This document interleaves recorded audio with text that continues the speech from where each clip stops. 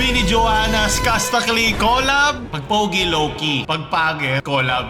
Komedyante sa ibang araw dumalo ng kasal. Nakita ko kagad yung kinakasal. Ay, nagpagupit si Mikoy Animated series ni Rizal, pero AI. Jose Rizal mismo di i-approve to kasi artist siya mismo eh. Ito di ba pambalita ngayon natin agad simulan. So muna daanan nito dahil ito ang pinakawala akong pakialam. Yung issue to Tokoli ni Joanna at Kastakli kasi may lagay dito meme calendar. Friend, sobrang baba na ba ng standard natin sa isang meme? Hindi naman to meme. Issue lang to, para ako nasa Chika PH. Sige, daanan na natin siya. Kasi nagkaroon naman daw ng parang months ago na nag-post si Daryl o si Skasta ng para mga post na nako-connect siya kay Bini Joanna. So, yung ating mga private investigators ay gumawa at pinagko-connect-connect ang mga imahe ng mga labas ni Bini Joanna. Sige, Joanna po, also Bini Joanna, parang first name Bini, last name Joanna.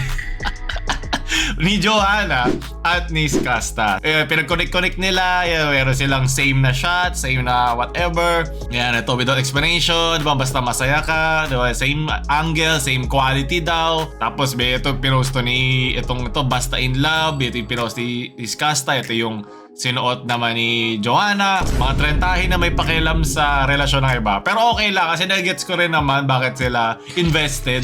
Kasi syempre Bini at pangalawa dahil infamous si Kastakli sa kanyang larangan. Alam naman natin yung mga issues na nagkaroon siya before. So syempre yung mga tao parang bakit para silang mga ninong at ninang mo sa kasal na bakit madami mga sinasabi tungkol sa mga desisyon mo sa buhay. Yes, meron siyang mga red flag. Yes, pwede rin naman siyang magtino, magbago. Kasama naman lahat yan. Pero siguro ini-enjoy na lang dito ng tao na wala kasi nangyayari ng January. So parang, sige, pwede na to. Para lang kami mapag-usapan tayo sa sunod na inuman. So may mga nagsasabi na di naman daw totoo yun. Kasi meron daw nakakita kay Joanna during sa Vietnam trip niya. Wala naman daw siya nakitang kasama. Pero yes, take all of this with a grain of salt. At yung mga salty na Joanna stans. Pero yeah, kasama talaga yan sa pagiging isang kilalang personality. Kada galaw, sino man ang mga nilalandi mo, si kaninong buhay kahit adult ka na, matanda ka na, meron silang masasabi sa'yo. Yan naman ang yan naman ang Pilipino, yan naman ang Philippine culture na meron tayo. Nakita ka ako doon comment, pagpogi low-key, pagpagit collab. Dahil dito nagkaroon ng parang friendly fire ng iba pang mga naglalabas ng mga alleged daw ng mga jowa ng Bini members kasi diba hindi naman parang sila parang merong onting tabu pag merong jowa ang isang pop group kasi syempre yung mga stans nila nasisira yung para social relationship nila dun sa kanilang mga stans. Yung mga super as in malala na yung na borderline na talaga siya parang obsessive na. So yun yung para iniiwasan rin kasi syempre pinagkakitaan sila syempre nung management nila. Pero ako in the end wala naman akong pakialam kahit tatlong Skasta pa ang ijowa niya o kahit ano man niya totoo man o hindi ang mga rumors buhay niya at wala na tayong pakialam doon. Multimillionaire din sila pareho at wala rin silang pakialam sa iniisip ng iba. So balitang ina speaking of mga ninong na attentive sa'yo sa mga ginagawa mo sa buhay, kamakailan, itong post ni Mikoy na nananawagan daw sila. Ito si John Fair na isang komedyante, kung makikilala mo siya yung sa Pepito Manaloto, ay talaga naging totoo ang kanyang karakter na pumunta dun sa kasal na namali siya na intindi dun sa RSVP. Kala niya yung RSVP ang ibig sabihin ay Real Space Verified Proposal. So ito yung mismong araw na kailangan puntahan. At pumunta siya ng araw ng RSVP. So mga attentive niya, kinuwento niya ito noong January 3 na minessage daw siya ni John na namali daw siya ng punta at sa ibang kasal siya nag-attend. Naging ninong ka pa sa kasal at ang daming nagme-message ngayon sa kanya na gusto siya maging ninong kasi alam mo pupunta. Well, alam mo yun, iba naman yung ninong na pupunta sa kasal o nung pupunta sa para maging ninong. Iba yung pupunta at makikilala mo habang tumatagal. Iba pa yun Iba kasi nandyan lang kasi nasabihan ng lola, utang na loob ng nanay kasi umutang ng last year, mga ganon. So, makikita mo naman ng tunay na isang gusto kang parang gawing ninong o nina o gusto maging ninong o ninang mo habang nagdadaan ng buhay. Hindi naman yung mismong araw na pumunta ka. So, nananawagan daw siya kung sino man ang kinasal kaninang 4 PM ng hapon sa Don Bosco, Makati, baka po pwede makingi ng kopya ng SDE. Andun po si John Fair, siya lang ang nakabaro. Naging mascot siya bigla. So, syempre, speaking of mga chika, ito yung update dun. Akala raw ni John, kasal na ni Mikoy nitong January 3. Yun pala, kailangan lang mag-RSVP on or before January. Wala siyang nakilala at iba daw itsura ng groom. Hindi mo alam, nakashot ka na pala, no? Nag-after party ka na pala. Marami naman taga sa mga kasalan yung mga nagka-crush. Yung literally di naman taga ron, nakikikain, nakikipika. May mga ganun minsan eh. Nakita ko kagad yung kinakasal. Ay, nagpagupit si Mikoy ah. Mukhang napipito ako. Umatin ako sa kasal ni Mikoy. Sabi sa akin, Tay, sa March pa yan. Ito mas meme word ito eh. Kasi kalokohan eh. Hindi siya chismis, hindi siya showbiz. As in, katangahan eh. Alam mo na, pagkakatuwaan lang natin. Ito, meme. Pwede na yan. Nakalagay doon kung ilang heads, yung ilang seats yung naka-reserve, tapos yung link ng website, tapos sa dulo nakalagay, please RSVP on or before January 3. Doon pala wala na sense yung RSVP kasi on or before January 3. So, pwede ako pumunta before mag-January 3. Di ba? I mean, kung gagamitin mo yung same logic na ginawa ni John, kung bakit siya pumunta ron. Kasi January 3 nakalagay. Pero nakalagay on or before. So, sabihin, meron ba kasalan days before January 3? Sobrang pruweba yun talaga na maaga ka laging dumating. Yes! Tapos nakatawa, tapos hindi siya nakapunta no mismong kasal. No? Ano na pala niya, parang na-cash in na niya yung pagpunta niya sa kasal mo. Binati naman ang dalawa Congrats na rin po sa kinasal.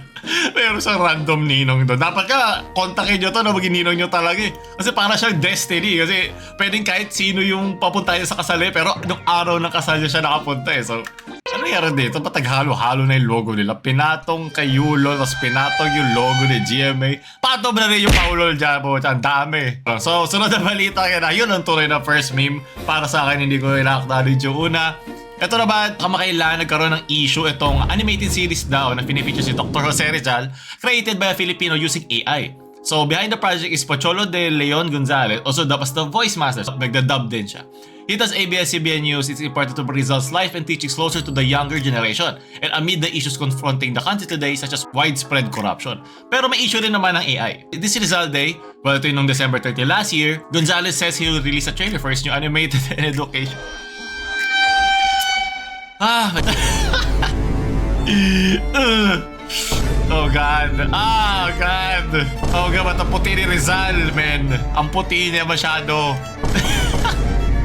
Wait lang, so kasama ba to? Di pa siya parang random? Man, hindi ba to parang ang hypocrite to? Kasi kung nagda-dub siya sa industry natin ng mga series o mga animation, kinukuha na rin ng trabaho ng AI ang mga dubbing. Marinig ba? Ang daming ganyan. Lalo na pag nanonood kayo, nag-scroll kayo sa social media. Merong mga trivia or merong did you know this? Alam mo, iisa lang yung style ng tunog ng boses nila. Merong boses si David Attenborough, meron yung para mga tunog ng scientist, meron mga British naman. Ay, di ba nakakabastos yun sa sarili mong larangan? Nagagamit ka ng AI kaysa kumuha ng tunay na artist. Hindi naman problema dito na gawin na i-feature mo si Jose Rizal for the younger generation. Pero kumuha ka ng batang artist para ma-apply nila yung kanilang klase ng art sa panahon ngayon ay ibang-iba na sa dating forms of art. Baka gumagamit sila ng tablet, diba? Mga iba't ibang styles at techniques na very modern na. Diba? Wala na yung, iba na yung paglagay. Jose Rizal mismo hindi i-approve to kasi artist siya mismo eh. Hindi mo pwede i-AI ang pag-raise sa mga babae. Isa pa yun sa mga hilig niyang gawin. Kasi sa akin ng mga bayani, growing up, nagbago na tingin ko sa hindi na sila bayani na para sila mga sinasambang Diyos. Meron, hindi sila perfecto. Ang dami nila mga mali. Yan, General Luna, sila Jose Rizal, sila Goyo. May makanya-kanya silang problema sa buhay na sila mismo ay naging hadlang sa kanilang karakter at para maging mga bayani sila. Pero, in spite nitong kanila mga ginawa, ay naging mga bayani sila ng bansa natin. Naging mas human sila sa akin. Mas humanized sila sa akin na, pwede ka pa rin maging bayani ng bansa. In your own little way. Sa mga sarili mo maliliit na paraan, pwede ka maging bayani. Hindi ka kailangan ng bansa eh. At maging bayani ka sa kapatid mo. Maging bayani ka sa kumatawid na matanda na gustong makatawid, nahihirapan. Mga ganun, hindi mo kailangan magpakamatay para sa bayan. Diba? Mas kailangan kitang buhay. Kasi mas marami pa tayong kailangan gawing kabutihan para makatulong dito sa ating bayan at sa ating mga kababayan. So, ladies, dito yung ating mga netizens dahil artist siya mismo. Gumagawa siya ng sketches, gumagawa siya ng sculpture, wood and clay. Ang dami niyang gustong himayin. Hindi lang yung kanyang mga nire-release niya ng AI sa iba't ibang mga bansa. Kung nakita niya, alam niya kung paano ginagawa ang AI ang kanilang mga art na kumukuha sa art ng iba at ina-apply sa sarili nila. Makikita mo na lang doon yung parang maliit na porsyento ng artist na gumawa nun para masabing hindi siya copyrighted. Sabihin niya mismo bago siya marilin na tralalero tralala. Sabihin niya mismo na ayaw niya yung ganong klaseng paraan ng pagbuhay sa kanya. Partita, hindi ko pa sinasabi dito yung environmental effect ng AI. Okay naman ako sa AI pag ginagamit ko siya para makatulong sa buhay mo, pang-organize, sinabi ko to before. Pero sa art at dun sa mismong value na gusto mong i-impose, which is to the younger generation, para mo na rin tinuturuan ng younger generation na pwede kang pumilas sa art ng iba para gamitin ito sa AI, tapos yun yung ikukwento ko sa buhay mo. Parang disingenuous kasi siya para sa akin. Lalo na itong pinapakita. Malay natin, baka pag lumabas na yung project ay baguhin niya. Baka hindi kailangan AI, baka makahanap na siya ng way. Nung na-post yung kanyang gustong gawing project, may mga artist talaga na nagsabi na, ako, gusto ko dyan, sa pasok mo ko dyan, tutulungan kita. Pero inisip ko kasi, kaya ba AI ang gusto niya rito? Kasi hindi mo kailangan magbayad ng artist. Pero unang-una, hindi ito mukha ni Rizal. Pero okay lang, sige. Gawin natin siya sobrang puti. Ang dami-dami mga game developers sa bansa natin na gumagawa ng mga 3D modeling, diba? Imposible wala kang nakita na artist na pwede maisabay dito sa project. Pepe didn't fight with his pen for this. Pero hindi pen na magbubuo sa kanya kung hindi codes. Rizal Day, pero mas binastos si Jose Rizal. Kung kaya art lang, ang pangit talaga. Ang pangit ng AI. Alam mong AI eh. Alam mo na agad na AI na pinanggalingan natin eh. Sino to? Sino yan? Tsaka iba-iba nga yung color grade kada render eh. Iba-iba eh. Iba-ibang ang uncanny nito. Sana double, triple isip pa natin to before siya lumabas. Kung lumabas man, pikit na lang ako. At doon tatapos natin mga balita na ngayong linggo. Ako nga pala si James Chopper. Namamaalam.